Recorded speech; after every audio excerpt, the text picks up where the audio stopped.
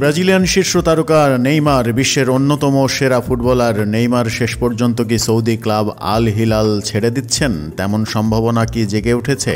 Saudi club Al হিলালে যোগ দেওয়ার পর থেকে বেশিরভাগ সময় ইনজুরিতে কেটেছে নেইমারের সময়। চোটে 1 বছর মাঠের বাইরে থাকার পর গত অক্টোবরে ফিরেছেন মাঠে, তবে কামব্যাক করার দ্বিতীয় ম্যাচে নেমে আবারও চোট পেয়েছেন।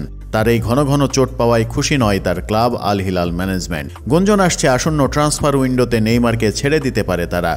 আল হিলালের সঙ্গে নেইমারের চুক্তি আছে আগামী বছরের জুন পর্যন্ত, ফলে আগামী বছরের জন্য তাকে প্রো লিগে নিবন্ধন করানো হবে কিনা তা নিয়েও রয়েছে অনিশ্চয়তা।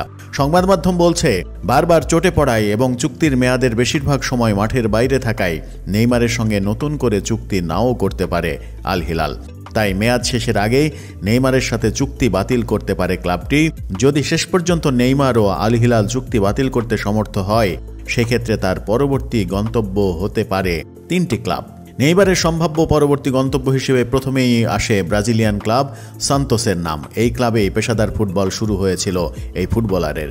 ক্লাবটির হয়ে 225 ম্যাচে 136 গোল করার পাশাপাশি কোপা লিবার্তো সহ অসংখ্য শিরোপা জিতেছেন তিনি। নেইমারের আরেক গন্তব্য হতে পারে যুক্তরাষ্ট্রের ক্লাব ইন্টার মায়ামি। এই ক্লাবে তার এক সময়ের বার্সা সতীর্থ ও বন্ধু লিওনেল মেসি এবং লুইস সুয়ারেজ খেলছেন। নেইমারের আরেক সম্ভাব্য ঠিকানা হতে পারে তার পুরনো ক্লাব বার্সেলোনা। এই ক্লাবে তিনি মেসি এবং সুয়ারেজের সাথে মিলে একটি শক্তিশালী ত্রয়ী গড়ে তুলেছিলেন। ক্লাবটির হয়ে চ্যাম্পিয়ন্স লিগ সহ আরও বেশ কয়েকটি ট্রফি জিতেছেন তিনি।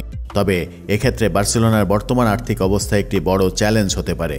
যদি নেইমার তার বেতন হ্রাস করেন, সেই ক্ষেত্রে হয়তো এই ক্লাবটি আবারও নেইমারকে তাদের দলে টানতে পারে। এখন দেখার বিষয়, আল হিলাল নেইমারকে আগেই ছেড়ে দিচ্ছেন কিনা, আর নেইমারের পরবর্তী গন্তব্য বার্সেলোনা, ইন্টার মায়ামি নাকি সান্তোসে হয়।